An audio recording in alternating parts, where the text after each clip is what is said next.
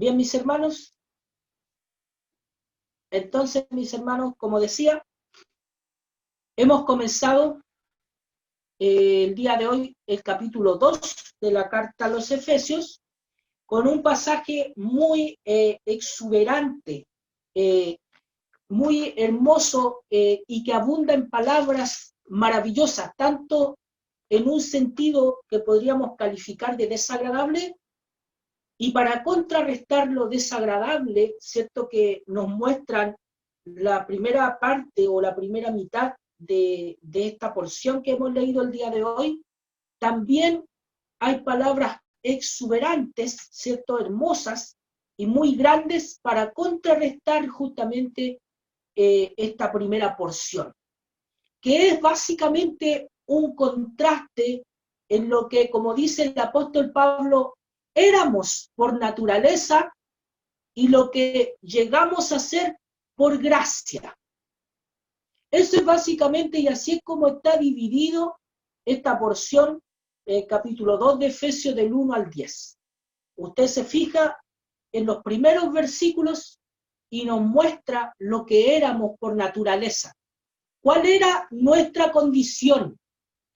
Y en adelante, a partir del versículo 4, que empieza con un maravilloso pero, esos pero de Dios, que son semejantes, mi hermano, si usted recuerda ese pasaje donde el Señor Jesucristo se encuentra y enfrenta con una caravana que venía a enterrar a un joven en la ciudad de Naín, si usted ha leído ese pasaje. Venían, ¿cierto?, ellos con un ataúd, venían ellos, ¿cierto?, con un cadáver, y en sentido contrario venía el Señor Jesucristo. De la misma manera, así, tan maravilloso es este encuentro y este punto que comienza en el versículo 4 cuando dice, pero Dios, el Señor nos bendiga. Ahora, para que ese pero Dios sea tan maravilloso, tan refrescante y tan lleno de gozo para nuestras vidas, ¿qué es lo que pasa en los primeros 3 versículos? Para que nosotros podamos sentir el gozo del versículo 4 en adelante. Dice, el versículo 1 dice, y Él os dio vida a vosotros cuando estabais muertos. Comienza, ¿cierto?, con terribles declaraciones acerca de cómo éramos. Decíamos, ¿cómo éramos por naturaleza? Bueno, estábamos en primer lugar muertos, dice, en vuestros delitos y pecados. Es un estado, una condición de muerte espiritual, que es incluso peor a la muerte física. Es una muerte espiritual porque significa separación completa de Dios. Una muerte espiritual implica el hecho de que el hombre no puede tener comunión alguna con Dios. No puede entenderlo porque su entendimiento está nublado, está en tinieblas, está entenebrecido. Sus ojos espirituales están cegados por Satanás. Sus oídos espirituales están embotados, cerrados. No puede oír la palabra de Dios. Bendito sea el nombre del Señor. Quiero decir, puede escuchar, ¿verdad? Puede oír con los oídos físicos, pero con los oídos espirituales no puede percibir. Por eso el Señor Jesucristo dice, el que oiga, ¿verdad? Habla del que tiene oído espiritual, el que oiga. Bendito sea el nombre del Señor. Entonces, mi hermano, vemos la miserable condición de muerte espiritual en la que se encuentra el ser humano por naturaleza. ¿A qué nos referimos por naturaleza? A que todo ser humano está en esta condición, en esta misma condición, a raíz, ¿cierto?, de nuestro pecado, a raíz del pecado, ¿cierto?, de Adán y Eva, y que todos nosotros tenemos. Esto tenemos que entenderlo, hermano, no es que fue tanto así como que fue culpa de Adán y Eva. Por supuesto, ellos, ¿cierto?, eran nuestros representantes en el Edén, pero en el fondo este es el pecado de todos nosotros, de cada ser humano. Y cada ser humano nace en esta condición de pecado, por eso es una condición natural. Es como que si fuéramos, perdóneme la comparación, animalitos silvestres o plantas o flores silvestres, ¿cierto? Por naturaleza crecen y son de determinada manera. Y dice, estábamos por naturaleza muertos en delitos y pecados, transgresiones y pecados. Se está hablando de toda clase de maldad y toda clase de pecado. Tanto las cosas que hacemos porque no sabemos que eran malas, como aquellos que hacemos malo de manera intencional. Las cosas que hacemos contra Dios y las cosas que Dios nos manda y que no hacemos, que omitimos. Toda clase de pecado está encerrado ahí en estas dos palabras que dice delitos y pecados, en los cuales dice anduvisteis. Eso significa, andar significa una conducta constante, es un caminar. Yo ando, camino, transito, ¿verdad? Camino con constancia en una cierta forma de conducta o en cierta forma de vida, en los cuales dice anduvisteis en otro tiempo. Y aquí, mi hermano, vamos a ver tres cosas. Aquí vamos a ver tres cosas, mi hermano, en las cuales nosotros estábamos esclavizados. Tres cosas que nos tenían esclavizadas. La primera de ellas es el mundo. La primera de ellas es el mundo. Fíjese en el versículo 2, dice, siguiendo la corriente de este mundo. Hay una esclavitud a los principios del mundo, a la cultura del mundo. No me refiero solamente a las expresiones culturales, no me refiero a la pintura, al arte, a la música ni siquiera, sino que me refiero a lo que está detrás de todo eso y que puede llegar a dominar toda la cultura, pero que no necesariamente siempre es así. Sin embargo, mi hermano, el mundo tiene principios, como lo hemos conversado algunas veces, tiene cosas, ¿cierto?, reglas o normas por las cuales el mundo se rige. Y nosotros, dice, estábamos siguiendo la corriente de este mundo. ¿Por qué la seguíamos la corriente? Fíjense que se habla de algunos peces, principalmente el salmón. El salmón se dice que nada contra la corriente. Usted ve un cardumen de salmones, ¿cierto? Bueno, en la televisión podemos verlo nosotros porque acá no tenemos posibilidad de ver eso.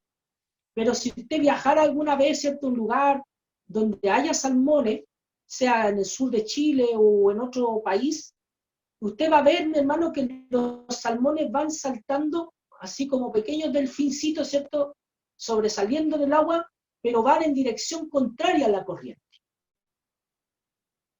Sin embargo, ¿por qué nosotros seguimos la corriente de este mundo? Porque si usted echa un peso muerto en el agua, si usted, mi hermano, echa algo que no tiene vida, que no tiene voluntad propia, que no tiene energía ni poder alguno, la corriente se lo lleva. Nosotros estábamos muertos, dice. Por lo tanto, nuestros cadáveres espirituales no podían contrarrestar la influencia del mundo. La seguíamos. Bendito sea el nombre del Señor. No había ningún momento en que nosotros dijéramos, yo creo que eso está mal, sino que como cadáveres espirituales nosotros éramos arrastrados por los principios de este mundo. Bendito sea el nombre del Señor. Éramos arrastrados por la corriente de este mundo, por la corriente de maldad. Hermano, hoy día nosotros vemos como hay muchísimas ideologías. Y hay algunas que son las causas de esa ideología son buenas, son loables, ¿cierto? Nadie, por ejemplo, nadie puede estar en desacuerdo de que el hombre, por ejemplo, ha abusado de la naturaleza, de que el hombre ha contaminado el medio ambiente. En eso podemos estar todos de acuerdo, ¿verdad? Todos de acuerdo. Pero, ¿qué es el ambientalismo y qué cosas hay detrás del ambientalismo? ¿Qué hay detrás del Greenpeace? ¿Qué hay detrás de todas esas ideologías tan extremas y tan ultras que hay el día de hoy? Es ahí donde está el problema, ¿verdad? Ahí donde está el problema. Ahí hay otras cosas mezcladas, ¿cierto? En toda esa clase de ideologías y de movimientos mundiales que hay en la actualidad. Nadie, por ejemplo, podría decir, yo estoy de acuerdo con el maltrato animal. Creo que ningún cristiano puede estar de acuerdo con el maltrato animal. Ninguno, nadie. En uno de los proverbios la palabra del Señor dice que el hombre cruel con su animal es un hombre impío. Entonces, mi hermano, nosotros no podemos objetar esas causas, que en lo básico son causas nobles, pero el problema son las ideologías que se arman a partir de ahí. Porque, por ejemplo, los que defienden a los animales, ¿cierto? Muchos de ellos creen en la evolución y piensan que los animales son hermanos nuestros. Entonces, ya ahí empieza a haber una distorsión en lo cual nosotros no podemos estar de acuerdo, ¿verdad? No podemos estar de acuerdo completamente con los animalistas o con las personas, ¿cierto?, que son activistas de este tipo de cosas.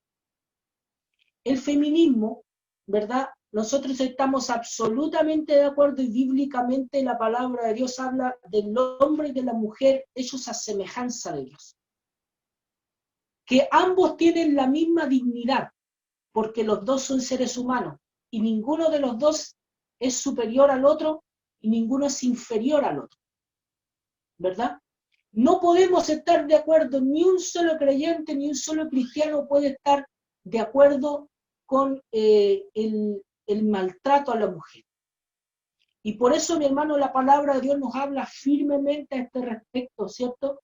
Y nosotros proclamamos esa palabra del Señor y pedimos, ¿cierto?, que el Señor en su misericordia muestre a la iglesia como una sociedad diferente, que no puede tener en su corazón esta clase de violencia y esta clase de pecado. Que el Señor nos bendiga y nos ayude. Pero otra cosa muy diferente es estar de acuerdo con el feminismo actual, que de hecho ni siquiera tiene relación con el feminismo de hace unos años atrás, ¿ya? No es lo mismo, porque hay muchas ideas, ¿cierto?, ajenas, muchas ideas antibíblicas, muchas ideas que están contra el Señor, contra Dios y que traen aparejado muchas cosas que no nos corresponden a nosotros como creyentes, porque van directamente en contra de Dios, en contra de su palabra. Amén. Por lo tanto, como decía, hay muchas cosas de este mundo en las cuales yo puedo estar de acuerdo con las causas. Si alguien me dice, no estamos de acuerdo, ¿cierto?, con el femicidio, por supuesto que no estamos de acuerdo ni con el femicidio, ni con el aborto, ni con el homicidio, ni con el parricidio, ni con ningún asesinato, mi hermano, porque la palabra del Señor dice, no matarás. Bendito es el nombre del Señor. Dios nos bendiga. Amén. Y que es muy terrible el asunto del femicidio, es tremendamente terrible porque tiene cosas en su interior, hay cosas, ¿cierto?, que provocan tal vez el femicidio, mi hermano, que son cosas terribles que suceden, ¿cierto?, en la mente y en el corazón de las personas. Hay una serie de pecados implicados. Nadie puede decir, yo creo que está bien, o yo puedo justificar esto. Y eso se puede hacer de una manera muy sutil, podemos nosotros justificar ese tipo de cosas, pero el Señor a nosotros nos libre y nos dé claridad de pensamiento. Nosotros estamos de acuerdo, mi hermano, en muchas cosas que el mundo plantea básicamente. En lo que nosotros no nos podemos dejar arrastrar es en cómo ellos lo plantean. Hace un tiempo atrás estuve en un seminario donde un pastor de Estados Unidos nos decía que el mundo nos había robado palabras y que hoy día si uno pronuncia ciertas palabras en la iglesia, los los germanos se escandalizan porque según el mundo tienen cierto significado. Por ejemplo, si nosotros habláramos de diversidad en la iglesia, muchos pondrían los ojos así, ¿cierto? Con cara de sospecha. Porque, ¿de qué estamos hablando? ¿Qué diversidad? ¿A qué se refiere? ¿Por qué? Porque el mundo nos ha robado la palabra diversidad y la ha utilizado, ¿cierto?, para hacer sinónimo de diversidad sexual, que para nosotros es pecaminoso, ¿verdad? Pero la palabra diversidad es una palabra hermosa, maravillosa, que Dios tiene, porque Dios fue el que creó un mundo diverso. Si usted va a un lugar, ¿cierto?, donde hay un montón de flores, ¿usted qué ve ahí? Diversidad. Y ve belleza, porque ve una flor más grande, ve una flor más chica, ve una flor amarilla, ve una flor morada, y es hermoso, es hermosa la variedad, es hermosa la diversidad. Pero el mundo ha tomado esta palabra y la ha tomado, ¿cierto?, en algo que para nosotros nos trae, ¿cierto?, un cierto shock, ¿verdad?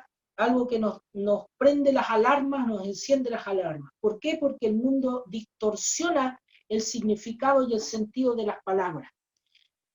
Entonces, mi hermano, dice, siguiendo la corriente de este mundo. Eso es primero lo que esclaviza al ser humano.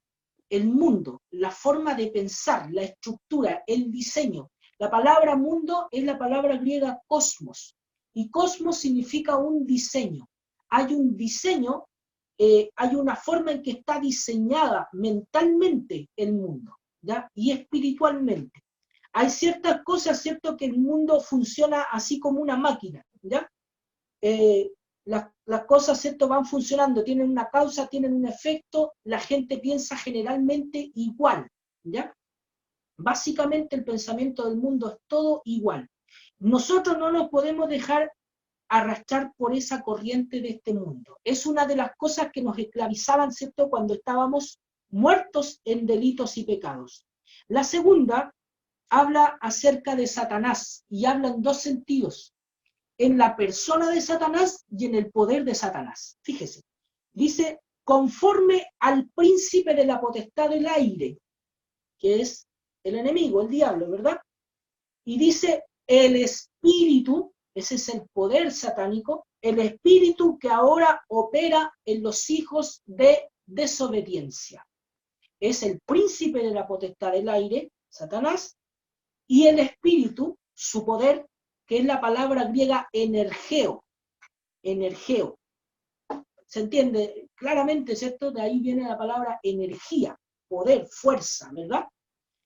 Entonces dice, el espíritu que ahora opera, obra, actúa. ¿En quiénes? En los hijos de desobediencia. Bendito es el nombre del Señor. La segunda, entonces, cosa que esclaviza al ser humano, primero era el mundo, ahora es, ¿cierto?, Satanás, el príncipe de la potestad del aire, el espíritu que opera en los hijos de desobediencia. El mundo ha caído en el error, y lo más lamentable, bueno, el mundo está, como decíamos, ciego, ¿cierto?, el mundo sin Dios, pero lo más lamentable es que un gran sector de la iglesia también está confundiéndose en este aspecto y no piensa o ha dejado de pensar de que Satanás es alguien personal, de que los demonios son, de alguna manera, son espíritus personales, cosas que actúan, que están presentes, bendito es el nombre del Señor, que operan, que hacen planes, que intervienen, bendito es el nombre del Señor. Entonces, cuando la iglesia, los cristianos, dejamos este punto de vista de que Satanás realmente es alguien que está y que actúa de manera activa, entonces bajamos la guardia. ¿Se da cuenta? Cuando usted dice, usted mira hacia un lado y otro en la calle y dice, no viene nada, ¿verdad? Y cruza. De la misma manera, nosotros como iglesia, gran parte de la iglesia ha tenido este problema con Satanás. Dice, no está, o es algo, ¿cierto? Es algo abstracto, es la maldad, es el mal. pero ha dejado de pensar que es alguien que realmente, ¿cierto?, es capaz de actuar, de intervenir. Bendito sea el nombre del Señor. Por lo tanto, bajamos la guardia, ¿cierto? Y muchas veces hemos sido derrotados. Muchas veces la iglesia ha sido derrotada en este punto porque piensa que Satanás no es una persona. No estoy hablando de una iglesia en específico, sino que estoy hablando del pensamiento en la iglesia generalizado. Tenemos, ¿cierto?, eso, la esclavitud de Satanás, como el diablo esclaviza al ser humano sin que éste se dé cuenta. Bendito es el nombre del Señor. El príncipe de la potestad del aire. Él está más allá, ¿cierto?, del mundo, está más allá de las cosas de este mundo, porque está en la potestad, en el poder, dice, del aire. Esa es la forma en que él opera. Él se mueve, ¿cierto?, de una manera tan fácil, porque está, dice, en la potestad del aire. El espíritu que ahora opera en los hijos de desobediencia. Ahí está el detalle en quién opera, en los hijos de desobediencia. ¿De qué desobediencia estamos hablando? Obviamente toda desobediencia es pecado, pero hay una desobediencia principal. Hay una desobediencia principal que es la desobediencia a la fe. Cuando usted ve Primera de Pedro, capítulo 1, en el versículo 2, si no me equivoco, dice, mejor lo voy a leer para no equivocarme, ¿sí? En Primera de Pedro, capítulo 1, el versículo 2 dice, elegidos según la presciencia de Dios Padre, en santificación del Espíritu, para obedecer y ser rociados con la sangre de Jesucristo. Las personas que son salvadas por la gracia del Señor han sido elegidas por el Padre, santificadas por el Espíritu, para obedecer y ser rociados con la sangre de Jesucristo. ¿Qué quiere decir? Que ya no me creo yo mi Salvador, o el que piensa que lo que está bien y lo que está mal, ahora yo me rindo y obedezco al único que me puede justificar, que es Jesucristo. Y al único que sabe lo que está bien y lo que está mal, que es Dios. Me someto y obedezco a la fe, obedezco al Evangelio. La desobediencia principal entonces es la incredulidad, la desobediencia a la fe. ¿Ya? Los hijos de desobediencia son los incrédulos. ¿En quiénes opera principalmente el espíritu del príncipe de la potestad del aire, que es Satanás? En los incrédulos. Por supuesto que se mete a la iglesia, influye de cierta manera, pero el dominio total lo tiene sobre los incrédulos. Bendito sea el nombre del Señor. Es exactamente igual, mi hermano, que la posesión demoníaca. La posesión demoníaca se puede producir en una persona incrédula, en una persona que no tiene a Cristo, que no tiene el Espíritu Santo de Dios.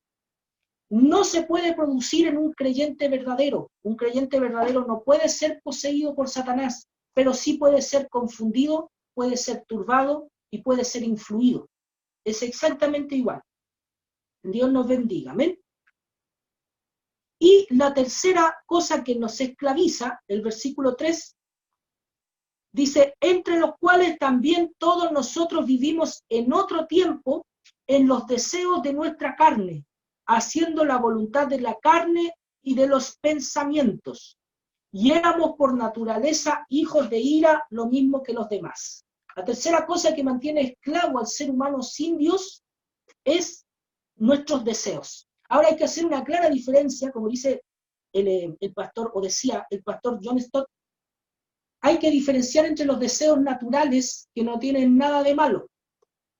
El deseo natural de comer, por ejemplo, el deseo natural de dormir y el deseo natural sexual, por ejemplo. ¿Ya? Él planteaba esos tres deseos naturales.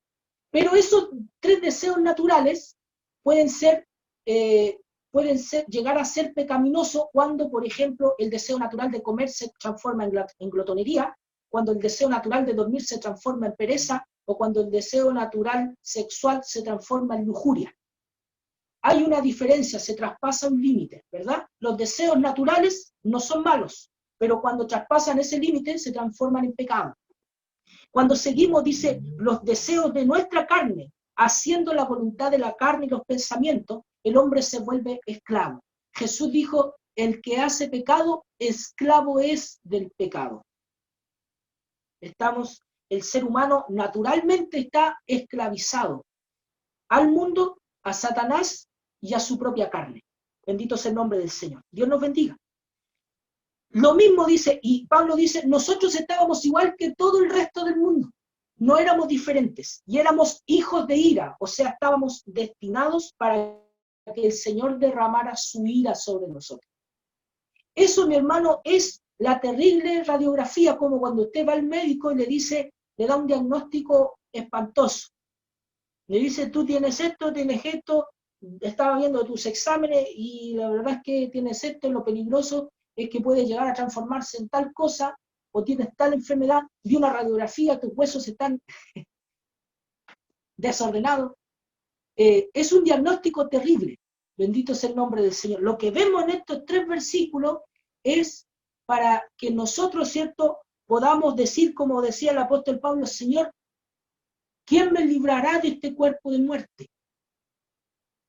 ¿Cómo yo puedo salir de esto? El ser humano debería llegar a esa conclusión. Y en el versículo 4 el apóstol Pablo dice, bueno, esto eran ustedes, así estaban, así vivían. Eso es lo que ustedes eran por naturaleza, es lo que estaba en sus corazones, es lo que estaba en sus mentes. Pero aquí viene, ¿cierto?, esa refrescante verdad de Dios, que dice, pero Dios, que es rico en misericordia, por su gran amor con que nos amó, un amor tan grande, tan maravilloso, dice, aún estando nosotros muertos en pecados, aún estando en esa misma condición que veíamos recién, esclavos de nuestra carne, esclavos del mundo, esclavos de Satanás, pecando a cada instante. Dice, aún estando nosotros muertos en pecados, nos dio vida, entre paréntesis dice, por gracia sois salvos. Y juntamente con él nos resucitó y asimismo nos hizo sentar en los lugares celestiales con Cristo Jesús, para mostrar en los siglos venideros las abundantes riquezas de su gracia en su bondad para con nosotros en Cristo Jesús. Esto, mi hermano, es lo maravilloso que viene, ¿cierto?, cuando nosotros vemos y entendemos de cómo estábamos nosotros y cómo estamos ahora. Es el contraste tremendo que hace el apóstol Pablo para indicarnos. Ustedes que estaban así de perdidos, no estaban enfermitos en el pecado, estaban muertos, no estaban levemente confundidos, estaban absolutamente perdidos, necios, locos, ciegos, sin razonamiento. Bendito sea el nombre del Señor. Igual que los demás, que tal persona o tal tipo de gente, no, tú estabas igual que ellos, hijos de ira, igual que los demás. Bendito sea el nombre del Señor. Nos muestra esa terrible condición y en ese fondo oscuro pone su gran amor y su misericordia. Dice, Dios que es rico en misericordia por su gran amor con que nos amó. ¿Qué hizo el Señor? Motivado por esa misericordia y por ese amor. No le importó que nosotros estábamos muertos, no le importó que estábamos perdidos, no le importó que estábamos confundidos, más allá, ¿cierto?, de lo que cualquier hombre turbado, ¿cierto?, en su mente puede estarlo. Dice, no le importó eso, sino que nos dio vida juntamente con Cristo, nos resucitó junto con Él y nos hizo sentar en los mismos lugares donde está Cristo. Mire qué maravilloso. Otro pastor del cual mi hermano leía y escuchaba, decía que aquí hay Pablo habla de las cosas que todavía no son como si ya fueran, como que ya están hechas. Él le llamaba escatología consumada. Son las cosas que van a ocurrir en el futuro cuando estemos en el cielo, pero ya Pablo las da por hecho. Por eso dice, todavía nosotros no estamos, ¿cierto?, ahí frente al trono del Cordero y alabando a Dios, glorificando al Señor, ¿cierto?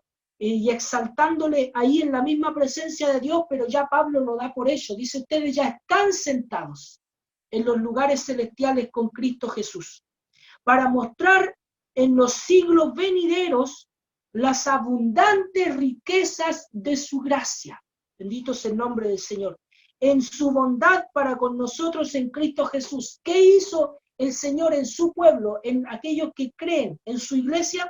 El Señor está mostrando las abundantes riquezas de su gracia, lo que Él es capaz de hacer.